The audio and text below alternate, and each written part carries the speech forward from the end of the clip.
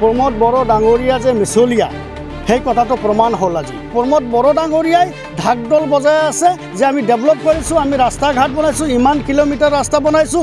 আপুনি বিশেষকৈ নামনি অঞ্চলত মাইনৰিটি অঞ্চলত আপুনি ডেভেলপ 0% কৰিছে।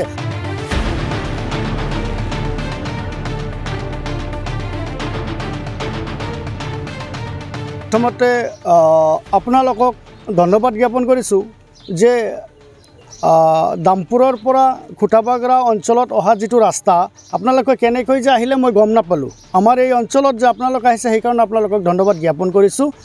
ছেকেণ্ডলি কথা হ'ল যে ইয়াত বিটিআৰ অঞ্চলত পৰ্বতঝৰাত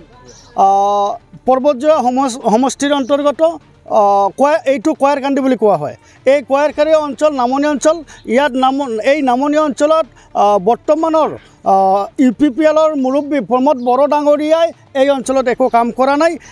এই অঞ্চলৰ ৰাস্তা ঘাটবিলাকৰ কোনো গুৰুত্ব দিয়া নাই। প্ৰমোদ বড়ো ডাঙৰিয়াই ঢাকঢোল বজাই আছে যে আমি ডেভেলপ কৰিছোঁ, আমি ৰাস্তা ঘাট বনাইছোঁ, ইমান কিলোমিটাৰ ৰাস্তা বনাইছোঁ। আপুনি বিশেষকৈ নামনি অঞ্চলত মাইনৰিটি অঞ্চলত আপুনি ডেভেলপ 0% কৰিছে। আৰু আপোনালোকৰ কি কয় পৰ্বতঝৰাত যিটো খুটাবাগৰা অঞ্চল, কয়াৰকান্দি অঞ্চল, কাজিগাঁও অঞ্চল, মধাদি অঞ্চল, আপোনাৰ বগৰীবাৰী, জালাবিলা, আপুনি যিমানখিনি নামনি অঞ্চল আছে আপুনি একেবাৰে ব্যৰ্থ হৈছে। আপুনি ইয়াত এটা ৰাস্তা ঘাটো কৰা নাই। আপোনাৰ মানে যিখিনি কৰাৰ মানে দৰকাৰ আছিল UPPL হিচাপে আপোনাৰ ঢাকঢোলৰ কোনো মানে কাম আমি প্ৰতিফলিত হোৱা আমি দেখিবলৈ পোৱা নাই।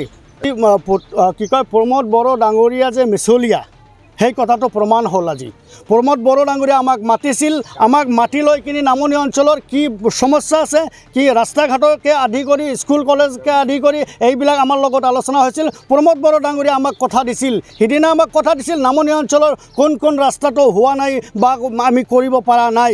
সিদিনা আমাক বাৰম্বাৰ কথা দি গৈছিল যে আমি খুব কম সময়ৰ ভিতৰত নামনি অঞ্চলৰ ৰাস্তাবিলাক কৰি দিম। কিন্তু প্ৰমোদ বড়ো ডাঙৰিয়া যে মিছলীয়া আজি সেই প্ৰমাণ পালোঁ। আমাৰ নামনি অঞ্চলৰ ৰাস্তা ঘাটৰ তেওঁ হাতেই দিয়া নাই।